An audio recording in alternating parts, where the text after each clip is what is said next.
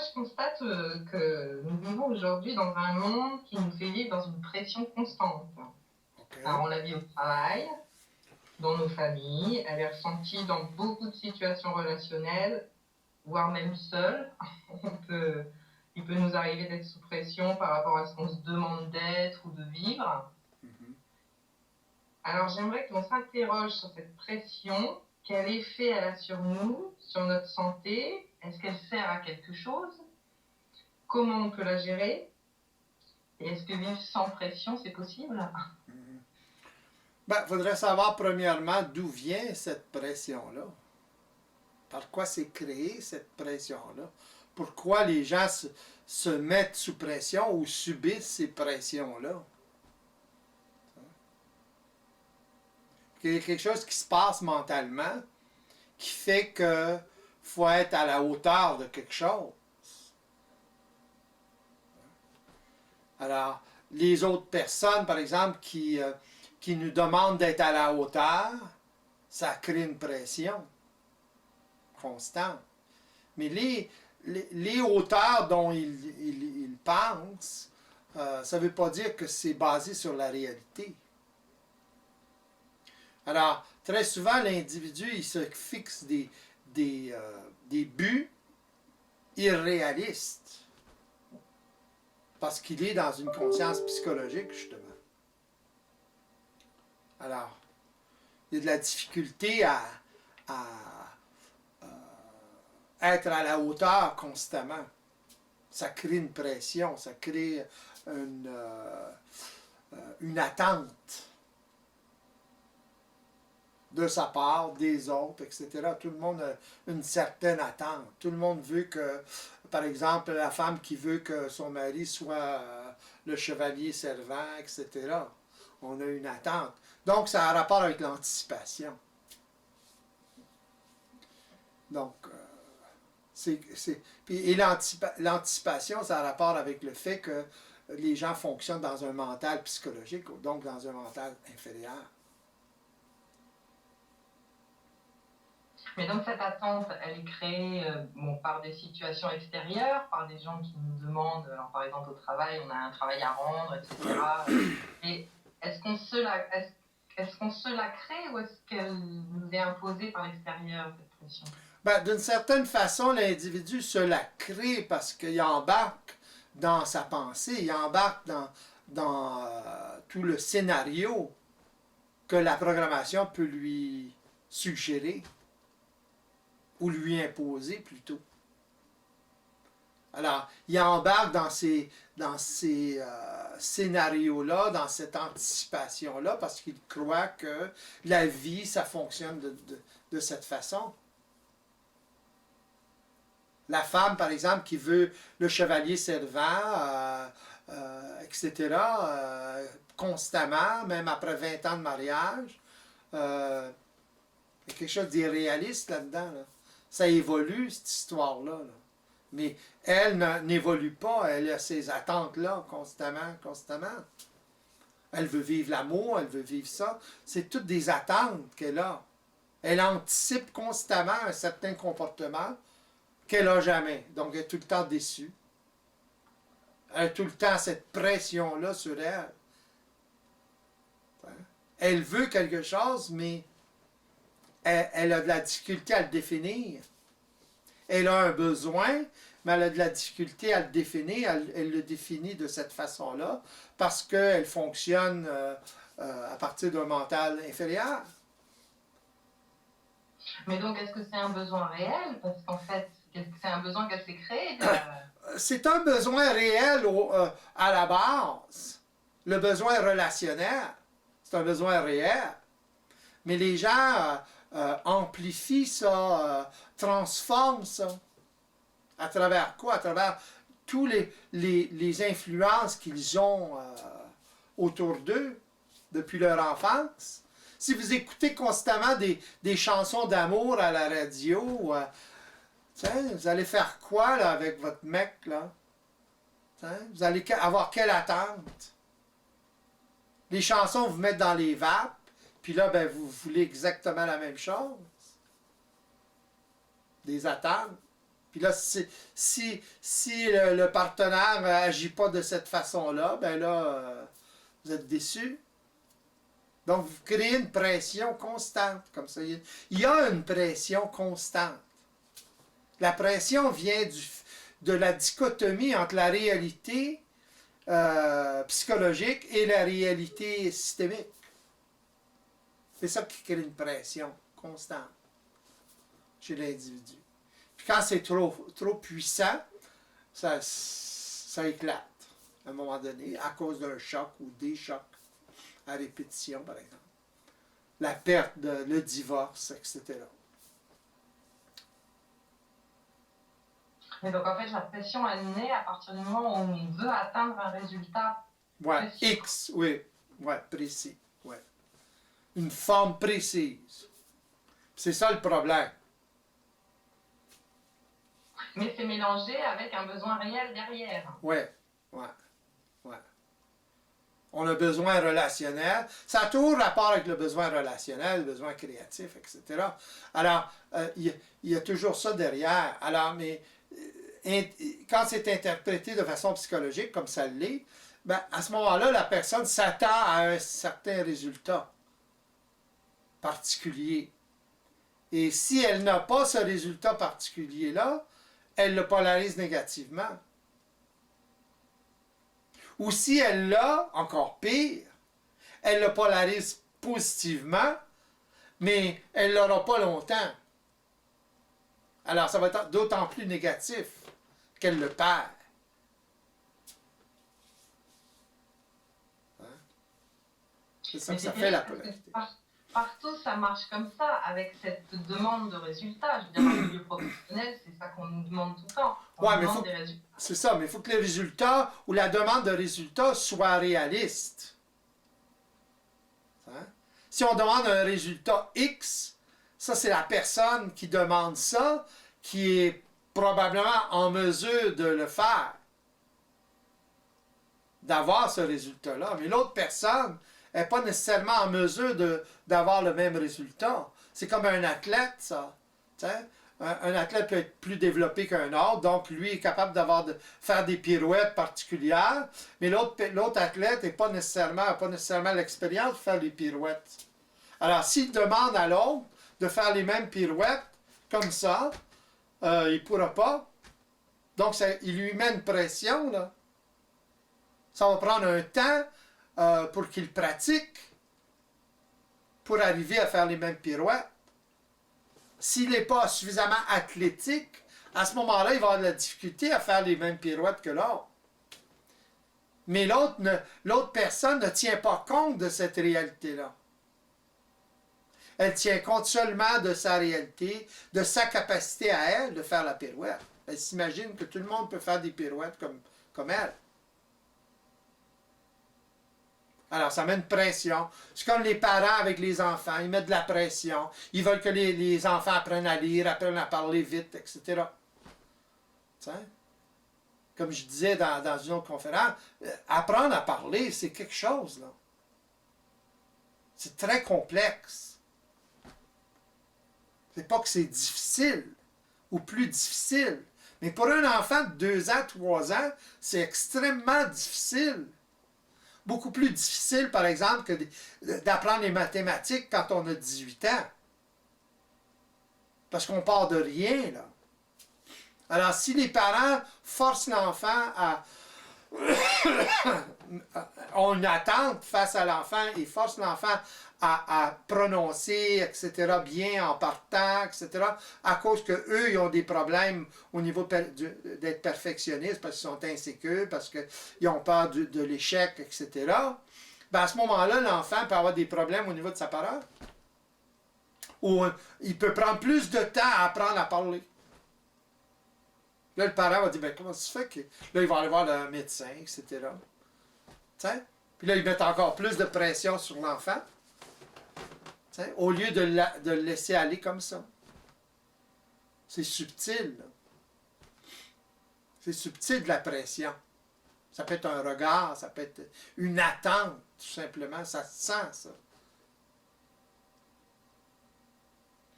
Oui, mais ce qui est terrible, c'est qu'on est dans une société où il n'y a que ça. On est toujours On est dans une société qui fonctionne de façon psychologique, qui n'est pas ajustée à la réalité systémique, tout simplement. C'est pour ça que ça va si mal dans le monde. C'est pour ça qu'il y a tant de pollution. C'est pour ça qu'il y a tant de problématiques du genre. Tout est presque tout est désajusté. Alors, demandez-vous pas pourquoi il y a plus de dépression puis plus de personnes qui prennent des pilules pour se calmer, etc. Ils endorment le système nerveux à cause qu'ils ont trop de pression. Qu'est-ce qui arrive quand une personne est sous pression, est en vibration automatique? Il ne peut pas être en vibration 24 sur 24. Il va péter, il va crever. Là. À un moment donné, ça va éclater, ça. La personne va avoir de la difficulté à dormir, difficulté à relationner avec les autres parce qu'elle est tout le temps en vibration, donc elle va réagir encore plus rapidement, elle va faire des crises, etc. On va dire, fait une dépression. C'est ça que ça fait, éventuellement. Puis ça crée d'autres problèmes parce qu'il y a des décisions qui sont prises en fonction de ces attentes-là, etc., sans regarder, sans explorer ce qui se passe réellement, la nature de ce qui se passe réellement. C'est ça que l'homme a de la difficulté à faire. Pourquoi? Parce qu'il se pense intelligent. Il pense aussitôt qu'il figure quelque chose dans son mental, ça devrait marcher. Là. Il ne réalise pas qu'il faut qu'il explore le système, la nature, avant de faire quelque chose. Il faut qu'il explore les conséquences. Autrement dit, il faut qu'il fasse un petit mouvement, puis il regarde les conséquences. Un autre petit mouvement, il regarde les conséquences. Non, l'humanité fait des grands mouvements, puis ils subissent les conséquences. C'est basé sur le fait que des attentes pour faire de plus en plus de capital, par exemple. Alors, c'est ça que ça donne. C'est pas basé sur la réalité de ce qui est.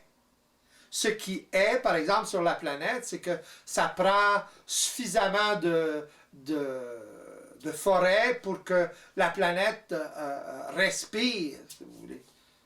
Ça prend moins d'humains sur la planète pour que la planète survive, finalement. S'il y a trop d'une espèce sur la planète, automatiquement, ils vont détruire la planète, c'est évident. La pollution première, je l'ai toujours dit, c'est l'homme. Il y a trop d'humains sur la planète. Ça crée une pression, justement, sur le système. Et le système réagit, c'est évident. Voilà. Pour trouver des moyens de diminuer la population, premièrement, ou de la stopper, là. Ça ne peut plus continuer comme ça, là. Mais l'humain, il vit comme si ça peut continuer comme ça. Ça va créer de plus en plus de pression. Parler de pression, ça, c'en est une méchante pression. Tout le monde va la sentir tout à l'heure, cette pression-là. On commence à la sentir déjà. Là. En Europe, il y a 5, là, hein, avec les immigrés ou les déplacés là, de Syrie, etc. Pas seulement de la Syrie, mais c'est ça qui va arriver. Ça commence, là. S'ils n'ont plus d'eau en Afrique, s'ils n'ont plus de moyens dans certaines places, qu'est-ce qu'ils font? Ils migrent. Pas obligé d'avoir la guerre, là, seulement. Mais alors en attendant, qu'est-ce que l'être humain, enfin individuellement, comment il peut, puisqu'il est visé effectivement dans cette pression constante, parce qu'en plus il y a une histoire de rythme aussi, c'est que ça va vite, c'est que tout va vite, il faut toujours aller vite, donc on est sous cette pression qu'il faut aller vite, ouais. C'est quoi ce truc-là? Ben, c'est la même chose, il faut qu'ils apprennent il faut qu'ils réalisent que son fonctionnement est biaisé et n'est pas ajusté à la réalité. Ça, faut que premièrement, c'est ça qu'il faut qu'ils réalisent.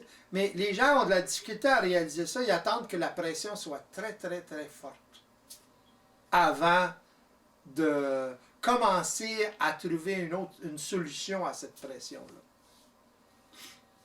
Puis la solution, c'est commencer à s'ajuster à la réalité. Commencer à se connaître, premièrement, c'est ça, s'ajuster. Connaître comment on fonctionne, comment ça fonctionne, comment l'énergie circule, comment la mécanique énergétique en nous. La mécanique vibratoire. Pas seulement la mécanique psychologique. Ça, la mécanique psychologique, tout le monde connaît ça. Il y en a qui sont spécialisés là-dedans. Il n'y a pas que le psychologique, là. On est des êtres multidimensionnels. On n'est pas unidimensionnels. Alors, il faut s'ajuster à ça pour justement donner du lest à cette pression-là. Une personne qui vit un processus d'éveil, il commence à vivre de plus en plus sans pression. Pourquoi? Parce qu'il s'ajuste à la réalité. Il sait ce qui se passe. Il est en mesure d'intervenir, etc. Mais une personne qui n'a pas conscience de ça, comment voulez-vous qu'elle intervienne? Elle essaie d'intervenir par la prière. Elle essaie d'intervenir par des vœux pieux, des croyances de toutes sortes, mais ça ne fonctionne pas. À long terme, ça ne fonctionne pas. À court terme, un petit peu. Là, il y a beaucoup de choses qui sont faites justement pour se calmer au niveau du corps. Oui, la méditation, etc. Ça aide, c'est évident. Mais ça ne règle pas le problème. Oui. La méditation, c'est une pilule. C'est tout. C'est pas mauvais, une pilule. Ça nous calme les nerfs. Mais il faut aller à la source. Une fois qu'on va à la source, on n'a pas besoin de la méditation. On n'a pas besoin de pilule. On règle nos problèmes de pression, justement. C'est-à-dire qu'il y a quand même un besoin de ralentir pour observer ce qui se passe, quoi. Parce que tant qu'on est dans une espèce de rythme, ce rythme fou, là, où on ne peut rien voir du tout, quoi.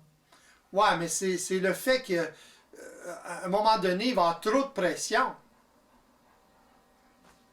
C'est comme ça que ça fonctionne. Quand il y a trop de pression, l'individu, là, il s'arrête. C'est ça. Il n'a pas le choix. C'est ça. Il est obligé d'attendre ça. Là. Quand il y a trop de pression, là, il commence à se poser des questions. Ça n'a pas de sens de vivre comme ça, là.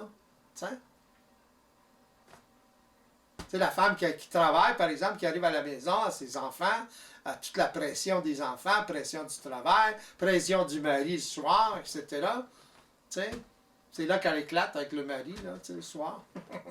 Là, ça aide pas dans la relation. Puis lui, il a les mêmes pressions, il veut relaxer. Puis là, elle lui demande des choses, naturellement. Tu sais, mais là, lui, il veut que relaxer. Là. Il est à la maison, il n'est pas au travail. Tu sais. Mais elle ne peut pas relaxer, il faut qu'elle s'occupe des enfants, etc. Tu sais, ça finit plus, là. Puis là, elle le blâme de ne pas s'impliquer plus que ça, etc. Tu sais. Ça, c'est une majorité de couples qui vivent ça, là, qui travaillent, là. Où les deux travaillent. Comment régler ça? Il faut prendre conscience de ce qui se passe. Qu'est-ce qui se passe? Ben, il faut prendre conscience, les individus doivent prendre conscience du système. C'est quoi le système? C'est qu'on fonctionne à travers une programmation. Alors, il y a des programmes qui sont sains, des programmes qui sont moins sains, puis il y a des programmes malsains. Alors, il faut savoir lesquels, puis apprendre à ne pas activer certains programmes. Mais pour faire ça, il faut développer une capacité de les observer. C'est pas facile à observer pour quelqu'un qui fonctionne de façon psychologique, qui fonctionne en surface, qui fonctionne avec les formes seulement, qui voit que la pointe du iceberg. Pas facile. Tout se passe en dessous. pour ça que les gens vivent de la pression constamment, là. Puis ils vivent l'anxiété, puis ils vivent des attaques de panique, c'est évident, là, tu sais. Puis ils prennent des pilules, puis ah ouais, donc. Une pilule ou une autre, là.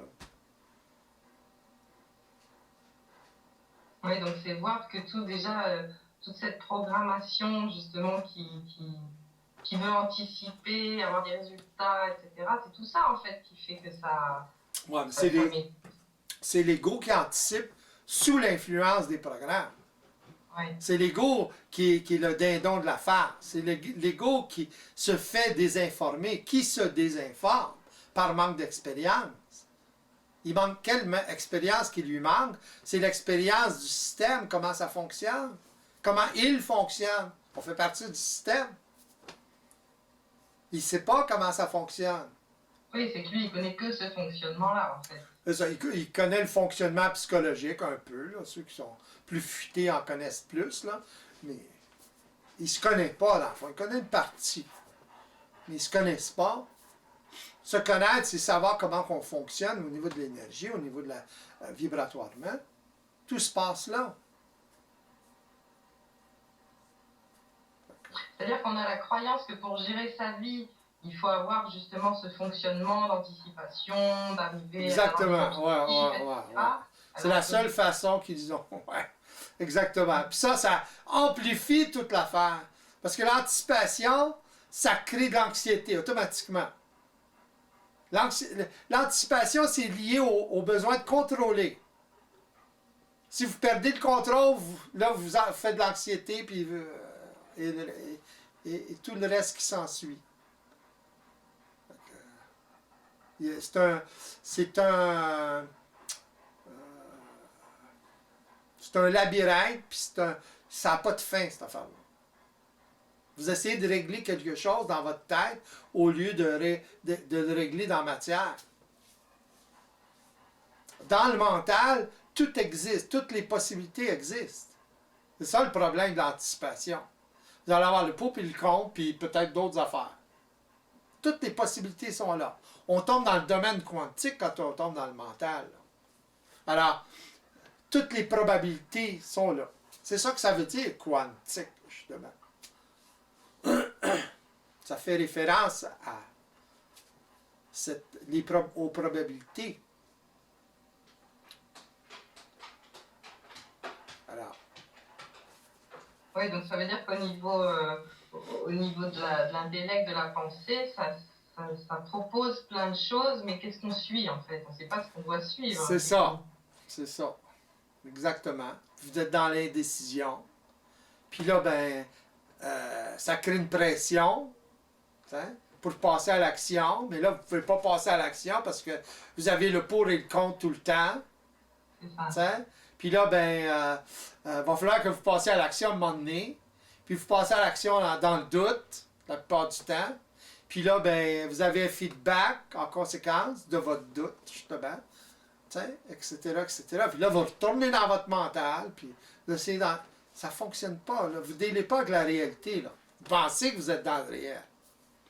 Mais vous n'êtes pas dans le réel. Le mental sert à observer ce qui se passe dans la matière, pas dans le mental. Le mental sert à ça. Alors là, vous inventez un scénario mental. C'est dangereux, là. Vous observez dans votre mental. Oui, vous observez toutes les possibilités. Tandis que dans la matière, il n'y a pas 10 millions de possibilités, là. Vous n'avez qu'à observer le résultat. La résultante de votre mouvement. Il ne s'agit pas de se plonger complètement. Il s'agit de se tremper l'orteil, tranquillement, pas vite. Là, vous allez avoir une réponse en fonction, puis vous allez avoir la capacité mentale de le discerner, de faire un autre mouvement pour vérifier, puis revérifier tout le temps. Mais là, vous avez un feedback dans l'action. Pas pareil. Tandis que dans votre mental, vous avez des feedbacks, mais ils sont imaginaires. Ça peut bifurquer très rapidement. Vous pouvez vous inventer toutes sortes de scénarios. Puis tout d'un coup, hop, vous avez une autre idée, puis là, ça ne fonctionne plus, là, votre premier scénario. Là. Vous aviez oublié quelque chose. Puis là, vous essayez de figurer dans tout ça. C'est ça de l'anticipation. Là. Vous essayez d'anticiper ce qui va se passer. Donc, c'est une forme de contrôle. Hein? C'est ça. Pourquoi? Parce que vous êtes insécure. Puis vous êtes habitué à fonctionner de même. Le fonctionnement psychologique, c'est basé sur l'insécurité. C'est pour se sécuriser. Alors, l'homme n'a pas eu d'autre façon de se sécuriser que ça, parce qu'il n'était pas assez évolué. Aujourd'hui, on a d'autres moyens de se sécuriser que ceux-là. Mais c'est plus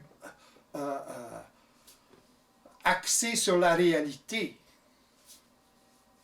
pas l'imaginaire. On deviner.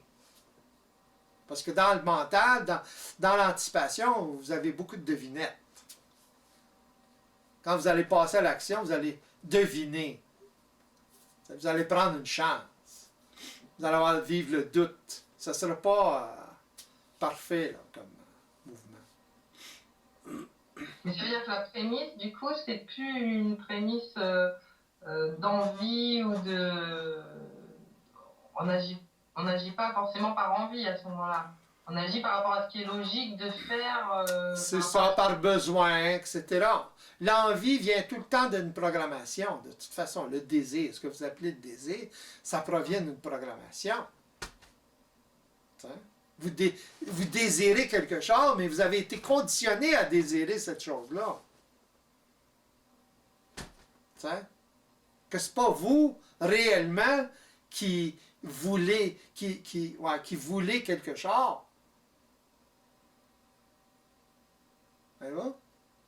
Parce que vous avez été conditionné à le vouloir.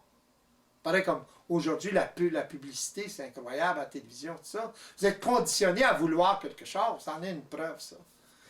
Bon, ben, amener un enfant dans une épicerie, dans un magasiné pour votre bouffe, vous allez voir qu'il est sollicité. Dans tous les allées, il va être sollicité. Pour des choses qui ne sont pas bonnes pour sa santé. Il va désirer tout ça, là. Mais parce qu'il est conditionné. S'il voit quelque chose, par exemple, qu'il a vu à la télévision, une annonce quelconque pour des cornflakes ou pour le déjeuner, là, des machins, à ce moment-là, vous allez voir, vous allez avoir de la difficulté, il va vous faire une crise pour l'avoir. Parce qu'il l'a vu à la télévision, avec le petit bonhomme. Il le désire, lui-là. Quand un enfant veut quelque chose, c'est quelque chose. Il y a de la volonté, lui-là. C'est fatigant pour le parent. Là. Le parent se fait vampiriser pendant ce temps-là. Donc ça a l'air dangereux, le désir, quand même. On a c'est que vous êtes assujetti à ça. Le désir, ça provient d'une programmation quelconque. Il faut regarder les choses au niveau de besoin. Là, c'est plus un désir, c'est un besoin. En fait, le désir, au fond, c'est un besoin interprété de façon psychologique. C'est-à-dire que c'est un besoin, mais qui est rétréci dans une forme, et donc on veut que cette forme-là. Ouais. Mm-hmm. Et du coup, comme on veut que ça, si on ne l'a pas, ça devient quelque chose... C'est ça. Pour l'enfant, de vouloir quelque chose, c'est normal. Désirer quelque chose, vouloir quelque chose, c'est normal. Mais quand il est sollicité de tous les côtés, ce qu'il a besoin, ça devient aberrant. Là.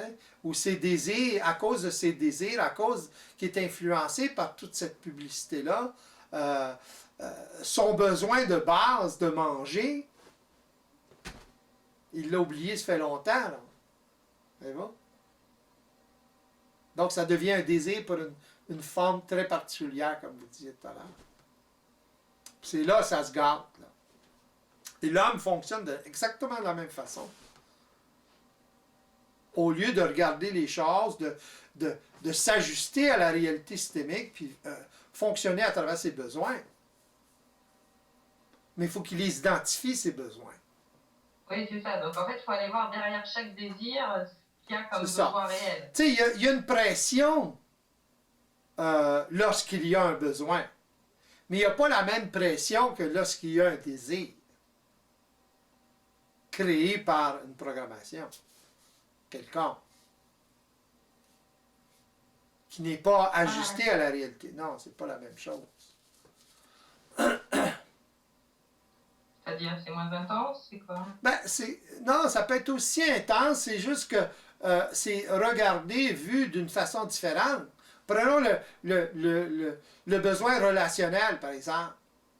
Ce que vous appelez l'amour, ce que vous appelez toutes sortes de choses, là, tu sais. Bon, ben, ce n'est qu'un besoin de relationner avec l'autre. OK? C'est important. Je dis, ce n'est que. Mais c'est important. Mais c'est déformé. C'est très puissant. Parce qu'on a un besoin créatif de relationner avec l'autre, créer avec l'autre, etc. D'échanger avec l'autre. Mais quand c'est interprété de façon psychologique, ça donne ce que ça donne. Les peines d'amour, les déceptions, etc., dépression à cause de ça, etc. Pourquoi? Parce qu'il y a un désir d'une forme particulière de relation. Une forme qui n'est pas ajustée à la réalité. Tandis qu'une personne qui est en mesure d'observer comment ça fonctionne au niveau de l'énergie, au niveau de ses besoins, etc., ben, il construit son besoin relationnel. Il n'y a pas de forme spécifique. La seule chose qui est spécifique, c'est l'harmonie dans son besoin relationnel ou dans sa relation. Autrement dit, de créer cette harmonie-là. Pour qu'il y ait de l'harmonie dans une relation, ça prend deux personnes qui sont conscientes de leurs besoins relationnels. Puis qui vont tout faire pour construire leur relation. Pas la relation, leur relation. C'est très centré sur soi. Mais en étant centré sur soi de cette façon-là, vous prenez soin de votre relation automatiquement. Donc, vous tenez compte de l'autre automatiquement. Donc, vous ajustez à l'autre plus facilement, automatiquement. Parce que c'est centré vers vous. Mais ce n'est pas comme ça que les gens le vivent. Ils vivent complètement centrés sur l'autre. Ils sont dépendants de l'autre.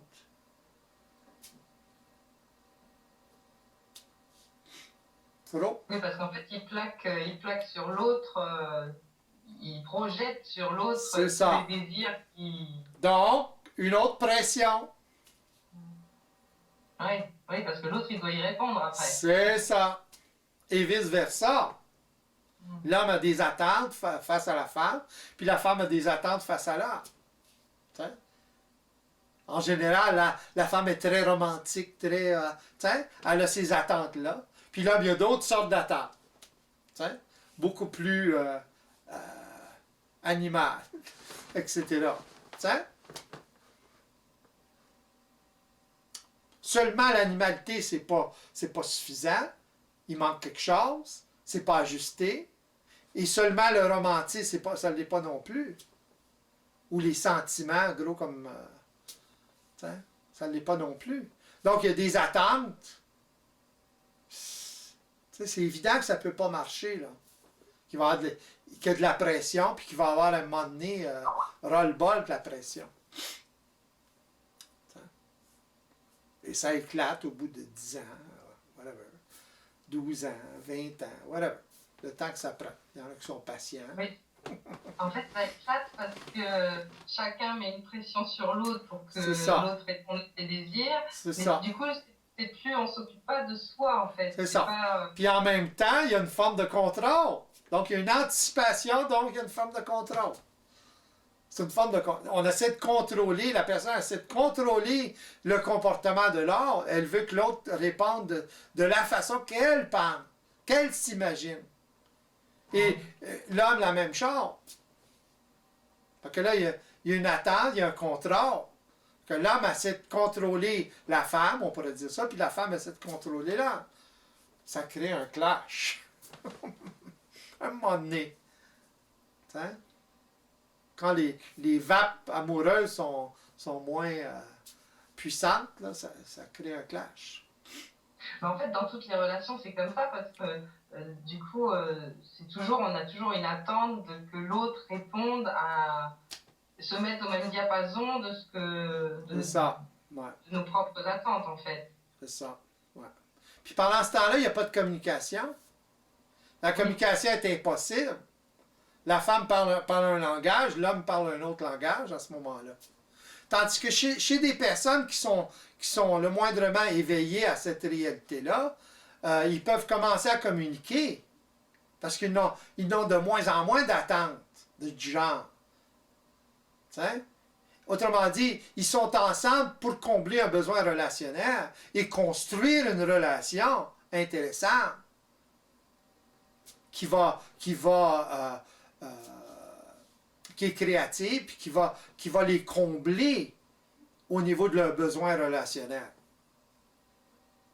Autrement dit, c'est la qualité de la relation qui va les combler. Autrement dit, l'échange d'énergie, la communication, la complicité, etc. Pourquoi? Parce que justement, il y a communication. Il y a une même vision de la réalité. Oui, c'est ça, c'est que s'il y a une pression qui se fait sentir, on peut en parler et puis savoir d'où elle vient, cette pression. C'est ça. À ce niveau-là, il n'y a pas de différence entre la réalité pour la femme et la réalité pour l'homme. Il n'y en a pas. Parce que c'est au niveau d'une conscience supérieure qu'on parle. Alors, il n'y a pas de différence. La réalité est la même. Donc, il n'y a pas d'attente parce que les gens la découvrent au fur et à mesure qu'ils l'explorent et qu'ils la construisent. Pour l'explorer, il faut qu'ils la construisent. Il faut qu'il y ait conscience que du besoin absolu de l'autre pour être bien dans sa peau individuellement. Pourquoi? Pour combler le besoin qu'on a de relationner. C'est pas la même approche, là. Pourtant, c'est un absolu, ou presque, là, mais c'est pas la même chose. On le fait pour soi, on le fait pas pour l'autre. Oui.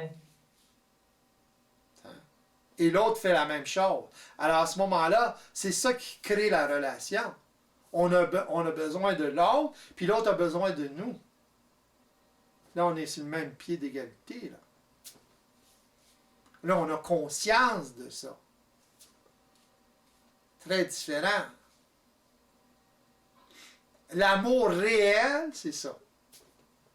Mais on ne peut plus appeler ça de l'amour réel. Autrement dit, il y a de l'intelligence et de la volonté. Quand il y a de l'intelligence et de la volonté, il y a de l'amour. C'est une résultante. C'est pas une attente. De la volonté? Oui, ça prend de la volonté et de l'intelligence. Dans le sens de... Ça prend l'intelligence du système et la volonté de l'appliquer. La volonté vient du besoin de relationner. C'est une volonté qui est réelle. C'est pas une volonté de désir. Une volonté qui part de la programmation, comme ça, c'est pas notre propre volonté. Parce qu'on n'est pas conscient à ce moment-là. Mais ce genre de volonté-là, l'individu en est conscient. Donc, il commence par avoir l'intelligence du système, l'intelligence de comment ça fonctionne, et automatiquement, il a la volonté de passer à l'action. Là, il expérimente, il voit la résultante, il s'ajuste, etc. Et puis, à ce moment-là, il peut arriver à créer tout ça. D'ailleurs, n'importe quelle création, il y a une certaine euphorie une fois qu'on l'a créé. Il y a une satisfaction une fois qu'on l'a créé. C'est ce que vous appelez l'état d'amour, l'état de whatever, là, de bliss, qu'ils appellent. Hein? Il y a une harmonie. Ça va bien. On est bien dans notre peau à ce moment-là. C'est ça. Mais il ne faut pas s'attendre à, tu sais, un film, là, Walt Disney, là. C'est déjà très puissant comme ça l'est. Si les gens... C'est juste la conscience des besoins, en fait, c'est plus la projection de quelque chose, c'est se dire il faut que j'arrive à obtenir ça pour être bien. C'est tout simplement à partir de là, il y a la construction de cette relation-là au fur et à mesure que on s'occupe de notre relation, de notre besoin relationnel. On a besoin de l'autre.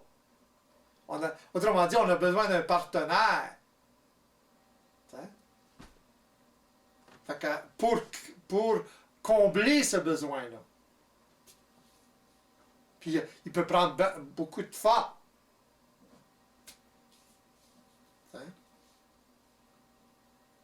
Alors quand l'ego a conscience de ça, puis il est suffisamment ajusté, ben, il y a cette résultante-là. Il finit par avoir cette résultante-là. C'est garanti. Oui, parce que ça part quand même de la relation avec soi, avec tout ce qui se passe en soi ça. déjà. Ouais. La conscience de ce qui se passe vraiment en c'est soi ça. Et pour la relation qu'on a avec ça. C'est ça. Fait que c'est deux personnes à ce moment-là autonomes, à ce niveau-là, qui se reconnaissent être en mesure de créer une relation intéressante. Autrement dit, être en mesure de combler leurs besoins relationnels individuels. Oui, mais sans pression. C'est ça qui va choisir. C'est ça qui va choisir qui, quoi et comment. Pas l'individu. Il n'y a pas de choix là-dedans. C'est la capacité de l'autre ou des deux personnes qui va décider.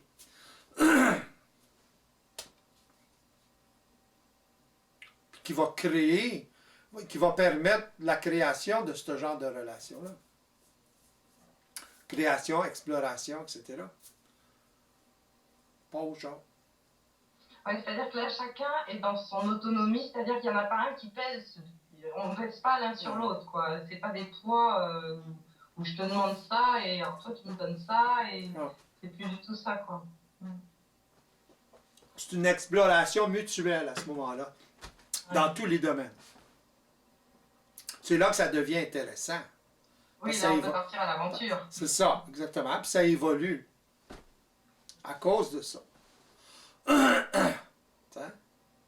Regardez comment vous venez de réagir en disant partir à l'aventure.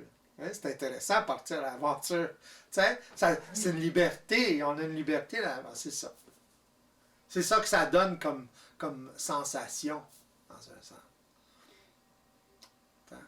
On est bien dans notre peau quand on est comme ça.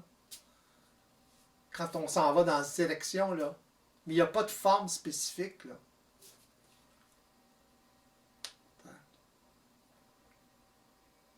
Et ça peut s'appliquer dans tous les domaines de la vie. Tous les domaines. Exactement. Ouais. Parce que c'est comme ça que ça fonctionne, en fait. C'est ça, ouais. On peut l'appliquer au travail, créativité, dépendant de la forme de créativité que vous pratiquez, que ce soit, par exemple, si vous êtes danseuse, bien là, c'est d'avoir soit un partenaire ou votre partenaire, ça peut être la musique, ça peut être le rythme, ça peut être tout ça, là, si vous dansez seul. T'sais? Mais c'est plus le fun de danser avec quelqu'un d'autre. Ou d'autres personnes. Ça peut être plusieurs personnes. T'sais? Qu'est-ce qui est intéressant dans ça? Qu'est-ce qui est créatif? C'est l'harmonie, c'est la synchronicité dans le mouvement, avec la musique, le rythme, etc. La complexité du mouvement, la beauté du mouvement, etc. Vous avez une relation là-dedans? Ouais. Ce qui est difficile à concevoir, c'est qu'on a tellement l'habitude de fonctionner avec un résultat, avec je vais vers ça parce que c'est ça que je veux tel résultat, alors que non, c'est dans chaque mouvement qui est... C'est ça la fascination, c'est ça qui est fascinant et intéressant, c'est qu'on ne sait pas. Si vous avez déjà une forme fixe, vous êtes fixé à cette forme-là. Puis ça va être difficile de l'atteindre parce que les choses, la vie ne s'adaptera pas à votre désir. Elle peut. Vous êtes malchanceux. Parce que si ça arrive comme ça une fois, là, vous allez vous attendre à ce que ça arrive tout le temps, comme ça. Pour ça, je dis que vous allez être malheureux. Vous allez être heureux sur le coup, mais malheureux par la suite. Parce que vous n'avez pas la recette pour le refaire. C'est arrivé fortuitement. En dehors de votre volonté, en dehors de votre intelligence. C'est ça le problème humain, d'ailleurs. Tandis qu'un homme, un être éveillé, il peut faire construire et reconstruire comme il veut.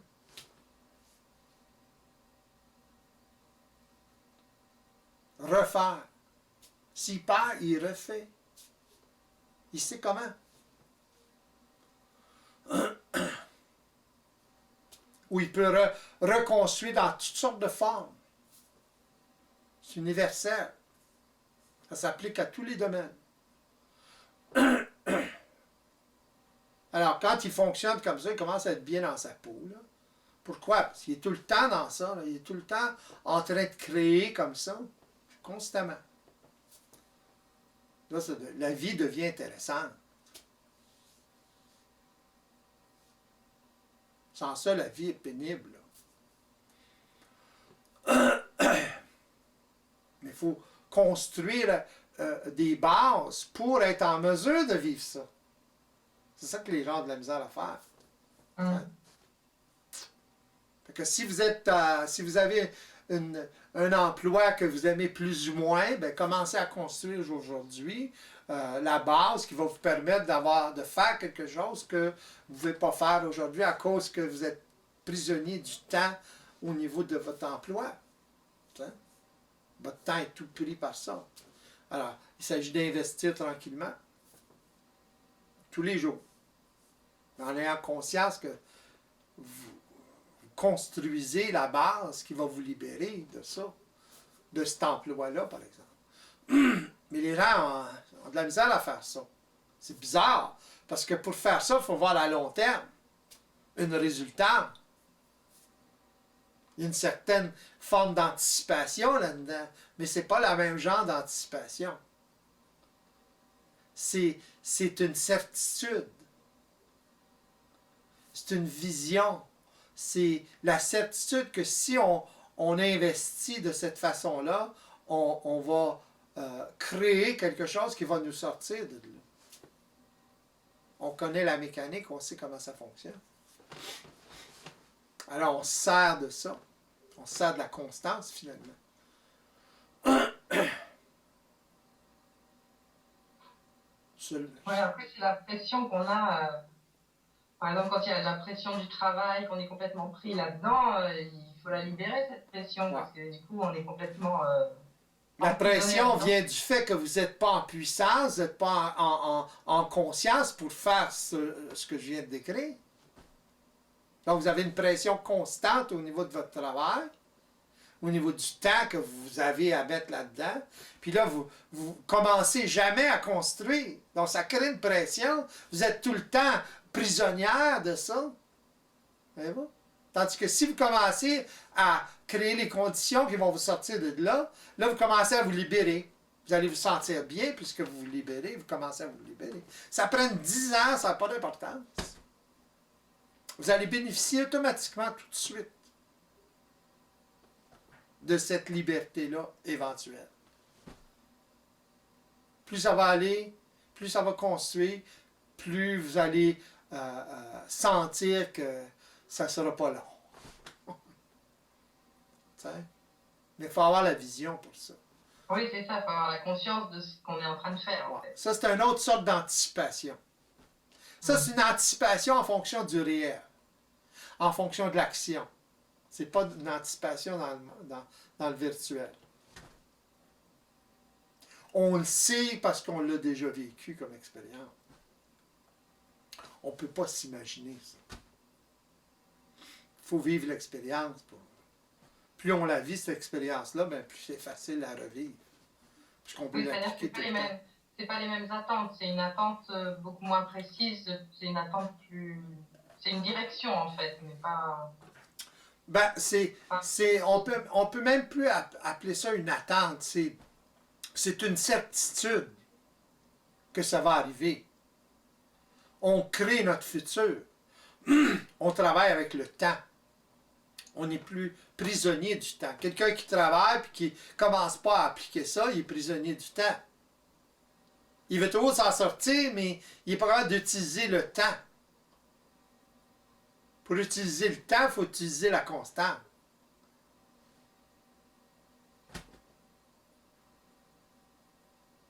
Si on n'utilise pas la constante, on ne peut pas utiliser le temps. C'est vrai, quand on est sous pression, en fait, ce qu'on a envie, c'est quand on a du temps, relâcher la pression et voilà, et pas... c'est tout ce qu'on a envie. Oui, exactement. Dans ce temps-là, c'est de regarder ce qui crée la pression, trop de pression, puis changer les conditions, tout simplement. Commencer à investir dans ce qui va changer les conditions. Plusieurs façons de faire ça. Quand vous faites ça, vous commencez à vous enrichir. Que si vous faites constamment ça dans tout, vous allez continuellement vous enrichir. Dans vos relations, dans tout. Continuellement. Puis ça s'accumule, cette richesse-là. Là. Votre vie va être riche à ce moment-là. Ah, ça répond à nos besoins réels. Est-ce qu'il y a une liste de nos besoins réels? Ouais, mais vous allez la savoir quand vous allez la savoir. Ça se donne pas comme ça, parce que sans ça, les gens vont être dans des attitudes psychologiques. Bon, là, il faut que je fasse ça, ça marche pas de même. Ils prennent conscience qu'ils ne sont pas dans ça, justement. T'sais? Non, mais je veux dire, c'est des besoins réels qui sont propres à tout être humain, quoi. Oui. Il faut les reconnaître, il faut les voir.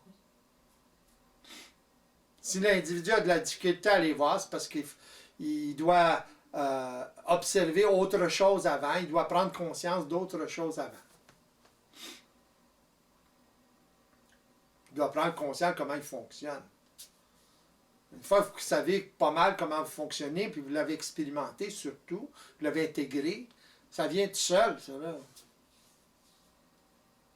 C'est là, c'est présent, mais c'est dormant. Parce que c'est endormi par une conscience inférieure, c'est endormi par toutes sortes de patterns puis de façons de fonctionner qui ne sont pas ajustés à la réalité.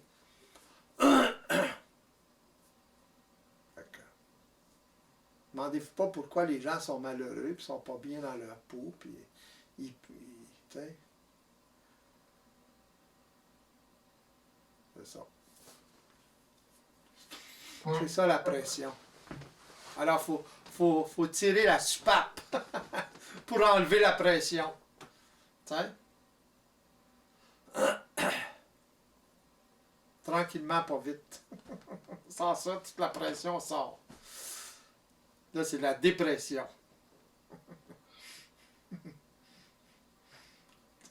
Ça se fait pas tout d'un coup. Là. Les gens qui veulent des solutions immédiates, là, ça marche pas, ça. Ça, c'est essayer d'enlever la pression tout d'un coup. Ça donne des chocs. Si si vous enlevez la pression, autrement dit, si vous enlevez, si vous, vous enlevez le mécanisme qui fait entrer l'air dans la bonbonne, là, c'est différent. À ce moment-là, ça diminue, ça diminue. Parce qu'il y a toujours une certaine pression. La vie, quand on vit, on canalise l'énergie. Donc, l'énergie va se canaliser, puis après ça, ben, la bonbonne, elle va être juste au bon niveau